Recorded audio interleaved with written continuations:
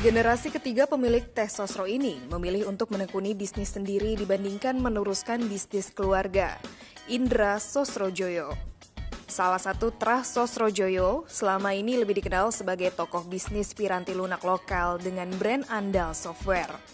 Jiwa bisnis sudah tumbuh sejak Indra duduk di bangku kuliah. Sebelum lulus bersama temannya, Indra mendirikan jasa kursus komputer yang diberi nama Computer Training Center. Kursus yang menyasar anak-anak sekolah itu terus berkembang. Utak-atik komputer itu terus berlanjut hingga pada 1988, Indra merintis usaha software yang diberi nama Andal Software. Jatuh bangun pernah dialami oleh Indra dalam mengelola bisnisnya. Bahkan, Andal Software sempat mengalami kejatuhan pada 2003, namun Indra berhasil bangkit dan perusahaannya terus berkembang. Andal Software yang mengusung produk andalannya Andal Paymaster. Aplikasi paket penggajian telah digunakan lebih dari 600 perusahaan di Indonesia. Pak Indra, saya kalau jadi bapak nggak repot-repot tuh bikin perusahaan baru, Teh Botol Sosro ya. Jadi Pak Indra ini teman-teman memulai kursus komputer di tahun tadi disebutkan tahun 78. Sebagai perbandingan, komputer baru masuk Indonesia itu awal 70-an. Jadi kalau ada yang bilang pioneer dunia digitalnya itu ya salah satu orang ini pioneernya. Karena komputer baru masuk, udah bikin kursus komputer dan muridnya bisa sampai ribuan waktu itu. Pertama kali buka, terus kemudian ke sekolah ada 400-an murid. Habis itu terus boom. Memang sejak awal tidak mau bergabung ke bisnis keluarga? Saya merasa bahwa saya sendiri punya sifat yang suka bereksperimen. Kemudian saya juga pengen mewujudkan apa yang saya impikan. Nah kalau di bisnis keluarga itu kan sudah ada pakemnya. Harus begini, harus begitu gitu. Kayaknya nggak cocok sih buat saya gitu. Oh gitu? Ya. Jadi tidak pernah, tapi sempat mencoba juga kan? Ya. Nggak mencoba sih, tapi itu membantu sih. Maksudnya waktu dulu komputer belum ada, terus paman saya bilang, mau beli komputer, terus tuh ada kursus komputer, mau ikut nggak? Saya bilang mau gitu. Nah sejak saat itulah saya membantu untuk membuat sistem di sana. Begitu sistemnya, dan saya masih kuliah waktu itu. Sehingga nggak kerja sih sebetulnya, ya dikasih uang saku dikasih, tapi ya membantu gitu. Membantu, ya. Itu menjadi fondasi Anda untuk kemudian memulai bisnis komputer. Bisnis komputer yang sama sekali berbeda dengan inti bisnis keluarga. Betul. Ketika tadi Anda bilang, jadi itu lebih karena ketidaktertarikan atau karena memang merasa ingin membuktikan diri? Biasanya kan generasi ketiga, kedua yang saya dengar sih, saya nggak tahu, saya bukan anak konglomerat Pak, jadi nggak tahu. Cuma yang saya sering dengar ada kehausan untuk membuktikan eksistensi diri, pokoknya mau beda gitu. Saya pikir yang terakhir itu sih. Begitu, mau beda? Iya. Mau beda, dan berhasil beda sama sekali ya? Rasanya iya, dan saya bangga dengan itu. Harus bangga, memang membanggakan. Dan memilih waktu itu masuk komputer ketika orang lain belum terpikir, itu karena ketertarikan atau karena? Menurut saya kecelakaan ya, karena tadi karena tadi waktu saya nganggur gitu, saya kuliah, kemudian saya sempat masukin skripsi saya tapi nggak ujian, jadi saya nganggur setahun waktu itu untuk nunggu ujian. Nah terus kemudian tiba-tiba paman saya mengatakan bahwa ini ada kursus komputer, mau nggak? Ya saya bilang mau aja. Nah sejak saat itu saya melihat bahwa menarik sekali ilmu programming komputer, membuat sesuatu automation gitu. Nah itu yang membuat saya tertarik sih. Nah pada saat itu ya karena bisa komputer akhirnya buka kursus komputer seperti itu. Pak Indra, Anda pernah susah nggak ya Pak? Ya kalau bisnis pasti selalu ada problem gitu ya. Tapi kan anak orang kaya, maksudnya pernah merasa hidup susah nggak? Saya berusaha, apakah misalnya orang yang memang hidupnya selalu di comfort zone, selalu nyaman, lebih berani berinovasi karena kalau gagal toh bisa balik ke keluarga, seperti itu tidak ya? Saya nggak punya pemikiran sama sekali untuk balik ke keluarga sih. Kalau hidup dari kecil sampai saya sekolah, sampai saya universitas, rasanya saya memang benar saya nggak pernah susah sih. Dibandingkan dengan teman-teman saya. Tapi saya sebagai anak yang tertua kayaknya saya punya tantangan tersendiri gitu. Kalau saya ya begitu gitu. Jadi lebih tantangan untuk membuktikan diri. Iya, saya pikir itu. Tapi kemampuan untuk bilang saya mau coba sesuatu yang lain, itu berarti didapatnya dari? Saya nggak tahu inspirasinya dari mana, tapi saya pikir waktu itu saya suka dengan mencoba-coba dan sebagainya gitu, technical. Mungkin itu kali yang membuat saya nggak nyaman dengan keadaan yang Jadi biasa. tipikal orang yang memang suka tantangan. Ya. Merintis perusahaan teknologi finansial yang mengelola pinjaman triliunan rupiah, menjadikan Renault Wijaya masuk dalam jajaran pengusaha muda Under 30 Asia versi Forbes. Bersama kawannya Iwan Kurniawan, Renault mendirikan Mitra Usaha Indonesia Group atau disingkat Modalku pada 2016 silam. Perusahaan ini hadir untuk memberikan kemudahan bagi para pelaku usaha kecil mendapat pinjaman modal usaha tanpa agunan. Berasal dari keluarga yang kaya raya, namun pria kelahiran 27 November 1988 ini memilih untuk mengambil jalan berbeda. Renault adalah anak ketiga dari pasangan Harsono Pangjaya dan Susilia Sukana, pendiri Unifarm Group. Perusahaan yang memiliki sejumlah produk ternama dengan produk permen dan ice cream. Meskipun baru berjalan 3 tahun, namun Modalku telah menjelma menjadi salah satu perusahaan layanan pinjam-meminjam berbasis teknologi terbesar di Indonesia. Modalku kini sudah menyalurkan pinjaman sampai 2 triliun rupiah, lebih dari permintaan 11.300 pinjaman. Buat yang belum tahu Modalku, mau dong dijelasin langsung sama co-foundernya Modalku itu apa dan gimana caranya dapat modal dari Anda?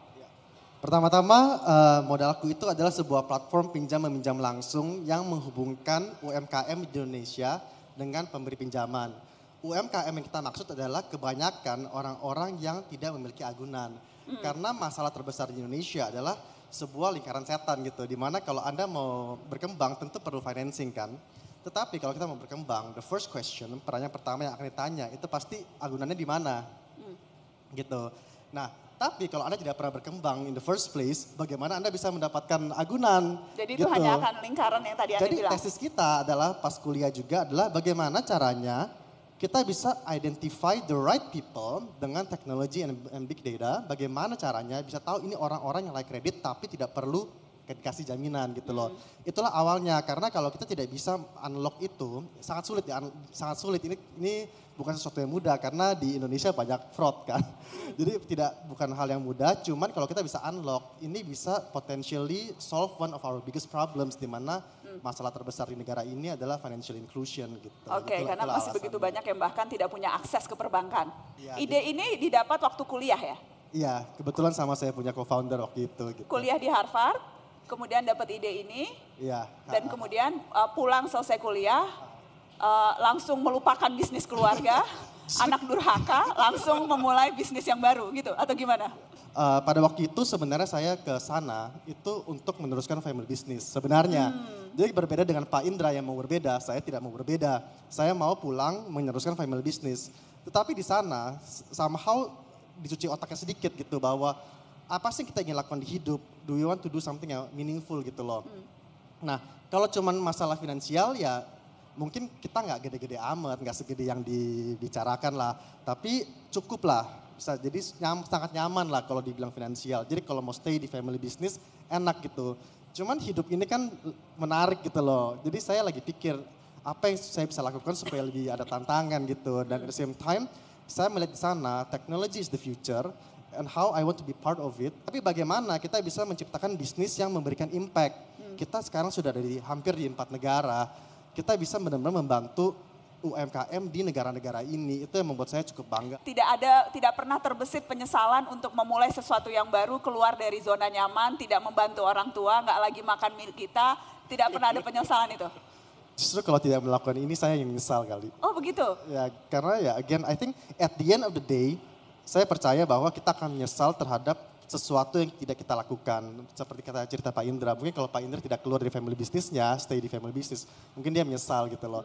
I think life is a journey gitu, jadi kalau ada kata hati ikuti saja gitu.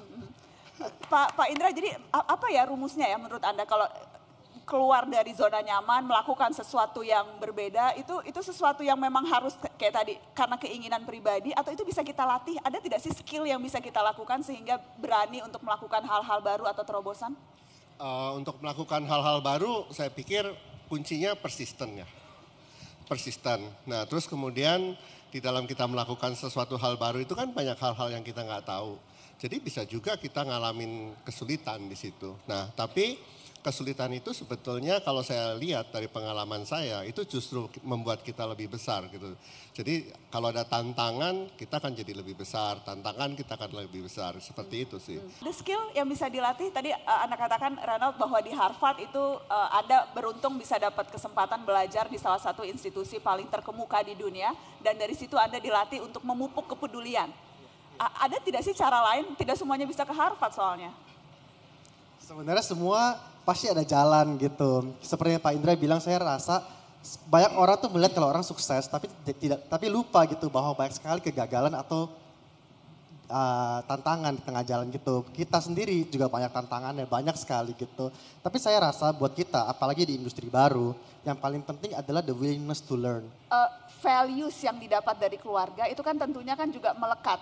Disadari atau tidak begitu dari interaksi dengan keluarga, dari pengalaman melihat bagaimana bisnis itu dijalankan. Apa sih values yang didapat yang kemudian sampai sekarang menjadi pegangan?